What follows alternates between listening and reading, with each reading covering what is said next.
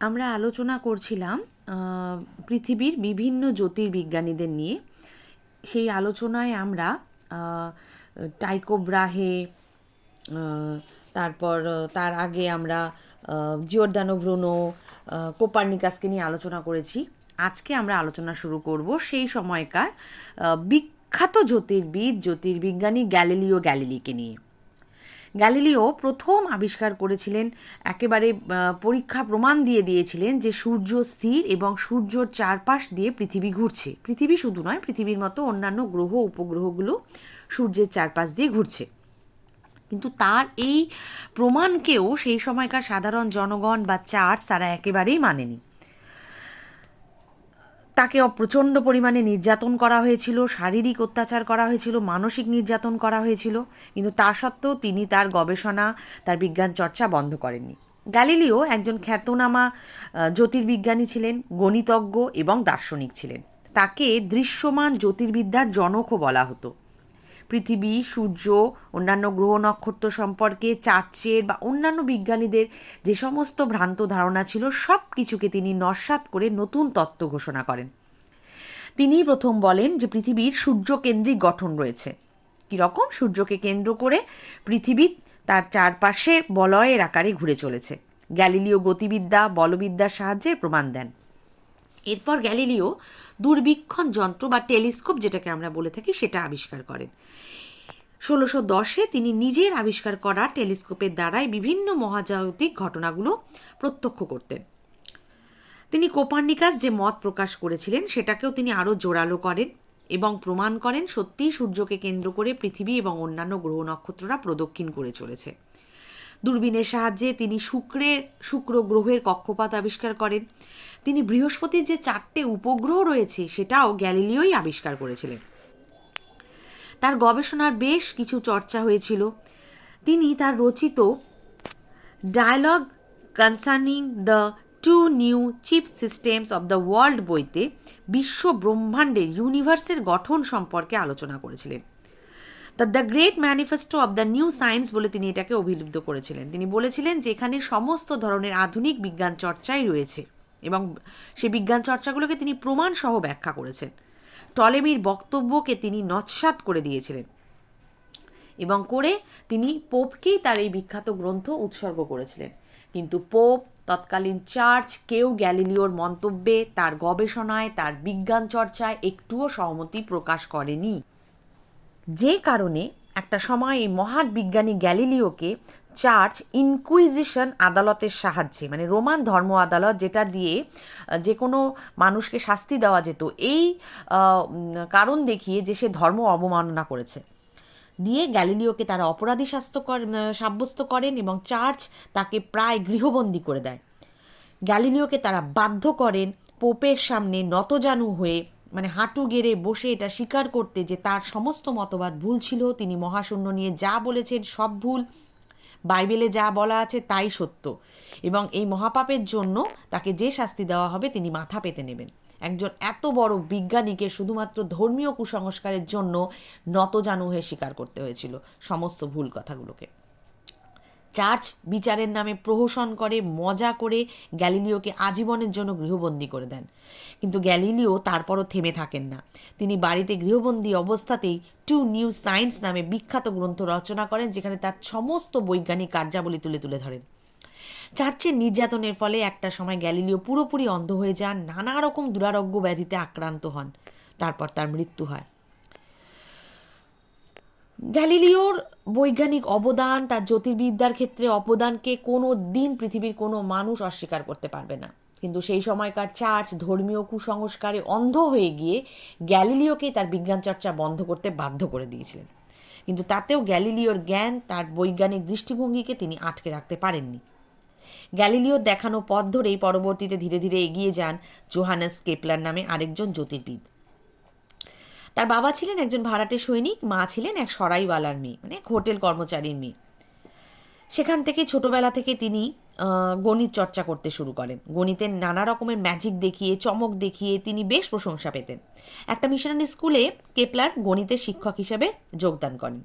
ধীরে ধীরে চার্চের অন্ধ কুসংস্কারগুলো দেখে তিনি প্রোটেস্ট্যান্ট হয়ে যান।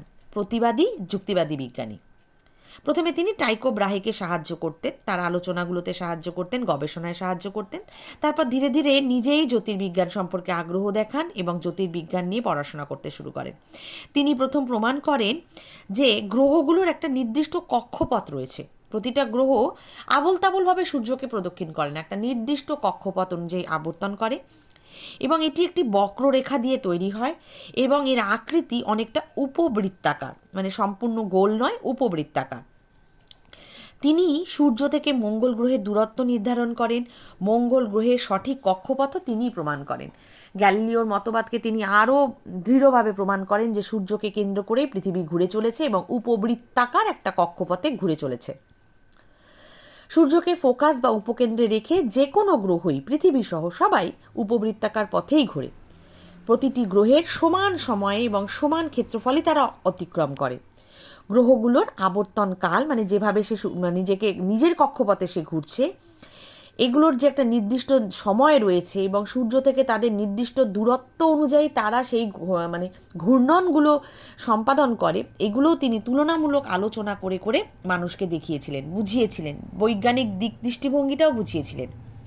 তিনি গ্যালিলিওর ওই দূরবীনকে আরও সায়েন্টিফিক করে গড়ে তোলেন, যাকে কেপলারীয় দূরবীনও বলা হতো। কিন্তু একই রকমভাবে তার উপরেও চার্চের প্রকোপ নেমে আসে। কখনোই চার্চ তার এই সমস্ত বাইবেল বিরোধী, চার্চ বিরোধী কথাবার্তা সমর্থন করে না, কারণ চার্চ তখনও মানত এটাই যে পৃথিবী স্থির এবং পৃথিবীর চারপাশে সূর্য ঘুরছে। ফলে যে এই সমস্ত জ্যোতির্বিজ্ঞানী এই মতবাদী বিরোধিতা করতেন, চার্চ তাদের বিরোধিতা করত। কেপলারের মাকে ডাকিনী বিদ্যা চর্চার অভিযোগে অভিযুক্ত করে 14 মাস কারারুদ্ধ করে রাখা হয়। ফলে কেপলারও একটা সময় হতাশাগ্রস্ত হয়ে পড়েন এবং খুব খারাপভাবে তিনিও মৃত্যুবরণ করেন।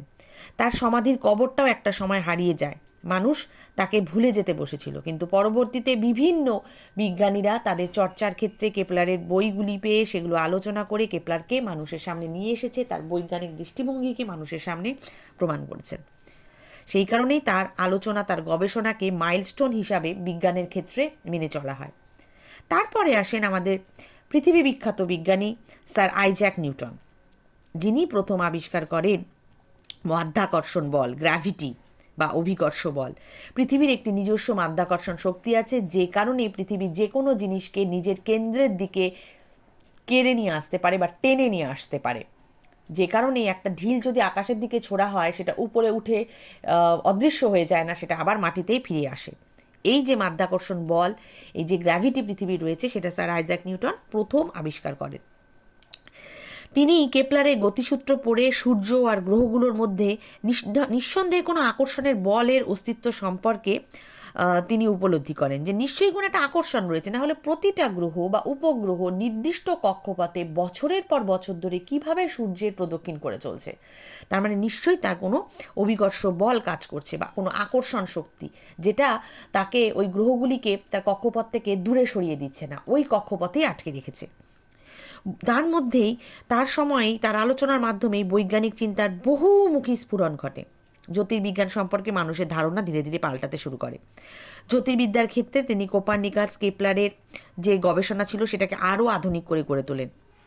তিনি মাধ্যাকর্ষণ বল, মাধ্যাকর্ষণ শক্তি, অভিকর্ষ বলের ধারণা দেন, অভিকর্ষ সূত্রের আবিষ্কার করেন। তার বিখ্যাত বই ছিল হচ্ছে প্রিন্সিপিয়া। এই প্রিন্সিপিয়াকে আধুনিক বিজ্ঞানের বাইবেল বলা হতো। প্রিন্সিপিয়া গ্রন্থে সৌরজগতের গ্রহগুলোর গতিসূত্র, মানে কোন গতিতে, কতটা গতিতে কোন গ্রহ সূর্যের চারপাশে কেন্দ্র করে ঘুরে চলেছে, সেগুলোও তিনি আবিষ্কার করেন। নিউটনের মৃত্যুর কিছুদিন পর তার বন্ধু হ্যালি নিউটনের এই তত্ত্বগুলোর প্রমাণ দেন। নিউটনের তত্ত্বর দ্বারাই পরবর্তীতে ধূমকেতুর আগমন, তার প্রত্যাবর্তন, তার গতিপথ সম্পর্কে জানা যায়। আইজ্যাক নিউটন সর্বকালের সেরা বিজ্ঞানী। তার চিন্তা, তার গবেষণা, তার ব্যাপ্তি সারা পৃথিবী জুড়ে বহু শাখা প্রশাখায় ছড়িয়ে রয়েছে। তার সমস্ত বৈজ্ঞানিক গবেষণাগুলো, তার পরীক্ষা নিরীক্ষা সমস্ত সফল হয়। সেই কারণেই তাকে বিশ্ববিখ্যাত বিজ্ঞানী হিসাবে আজও মানুষ মনে রেখেছে।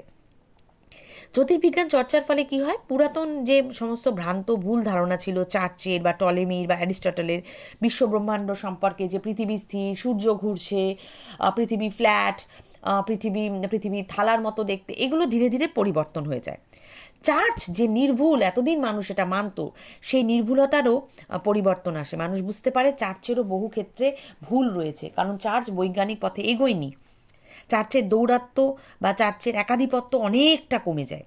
পোপতন্ত্র চার্চের ক্ষমতা কমতে শুরু করে, ধর্ম সংস্কার হতে শুরু করে, মানুষ ধর্মের খারাপ দিকগুলো সরিয়ে বিজ্ঞানের উন্নতিটাকে এগিয়ে নিয়ে আসতে শুরু করে, বৈজ্ঞানিক জ্ঞানের প্রসার ঘটে, মানুষ শিক্ষিত হতে শুরু করে, বিজ্ঞান কেন্দ্রিক নির্ভর করে মানুষ চিন্তাভাবনাগুলোকে পাল্টে ফেলে। এইখানেই কিন্তু এই ধরনের জ্যোতির্বিজ্ঞান চর্চা বা জ্যোতির্বিদ্যা চর্চার একটা বিশাল গুরুত্ব রয়েছে, যে কারণেই আজকে আমরা এতটা আধুনিক হতে পেরেছি। যদি বিজ্ঞান না থাকতো, বিজ্ঞানের চর্চা না থাকতো, কখনোই আমরা এতটা আধুনিক হতে পারতাম না।